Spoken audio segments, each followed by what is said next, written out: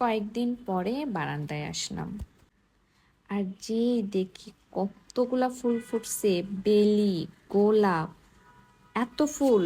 ফুলের ঠেলায় আমি তো পাগল হয়ে গেছি অর্ধেক।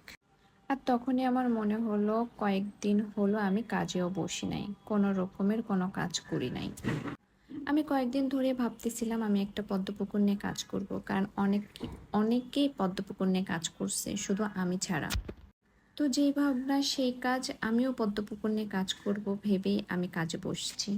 তো আমার কথা হলো পদ্মপুকুর বানাবো, পুকুরের আশেপাশে গাছপালা থাকবে, একটা সিঁড়ি থাকবে, একটা নৌকা থাকবে। আমি ঠিক ছোটবেলায় আমার দাদি বাসায় যেমনটা দেখছিলাম। আমার দাদির বাসায় ওটা পদ্মপুকুর না, কিন্তু ওটা পুকুর, কিন্তু পুকুরের আশেপাশে সুন্দর গাছপালায় ভর্তি। আমি ঠিক ওইরকম একটা পুকুর চাচ্ছিলাম।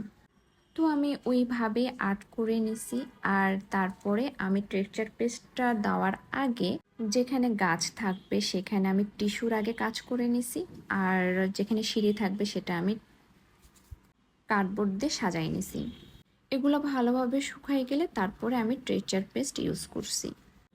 আমি এখানে সরাসরি হাত ইউজ করছি গাইস, কারণ হাত ইউজ করা ছাড়া আমার কোনো উপায় ছিল না। কারণ আমার কাছে মনে হচ্ছিল যে ফিনিশিংটা আমি এখানে হাত দিয়ে ভালো হবে। এই তো এখন শুকানোর পালা। আমার পদ্মপুকুর শুকানোর পর রং করার জন্য একদম রেডি। প্রথমে আমি মাটির অংশটাই রং করে নিব। যেসব জায়গায় মাটি থাকবে, মাটির উপরে ঘাস থাকবে, সেগুলো জায়গায় আমি প্রথমে রং করে নিয়েছি। তারপরে আমি সিঁড়িতে রং করছি। আর এখানে আমি অনেক কয়টা কালার মিক্সড করে তারপরে এই কালারটা নিয়ে আসছি। আমি জানি না কার এখানে ভিডিওতে কি দেখা যাচ্ছে, কিন্তু এই কালারটা আমি মানে কয়েকটা কালার মিক্সড করার পরে তারপরে এই কালারটা আসছে।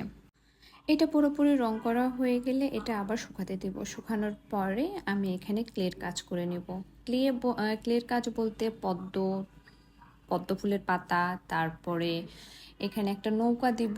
আমি জানি না, মানে আমি নৌকা বানাতে পারি না, ট্রাই করব ফার্স্ট টাইম। আর সব থেকে বড় চ্যালেঞ্জের বিষয় হলো এইখানে ঘাস দাও। আমি ঘাস কিভাবে দিব, টিস্যু পেপার কেটে কেটে ঘাস দিব, না কিভাবে ঘাস দিব আমি কিছু বুঝতে পারতেছি না।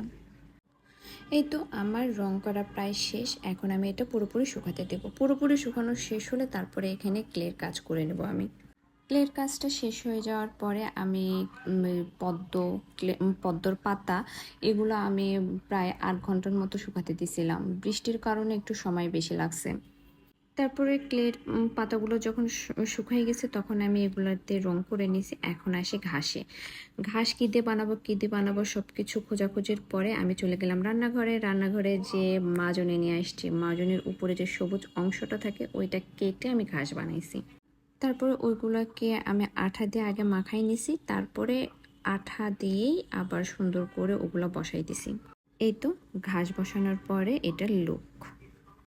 রেজিনের কাজ করার আগে আমি এই পদ্মপুকুরটা খুব ভালোভাবে শুকাই নিয়েছি। পদ্মপুকুরের প্রত্যেকটা জিনিস, নৌকার থেকে শুরু করে ক্লের কাজ যেগুলো করা হয়েছে সেগুলো সম্পূর্ণটা ভালোভাবে শুকানোর পরে, রং শুকানোর পরে তারপরে আমি এখানে রেজিনের কাজ করতে পারবো।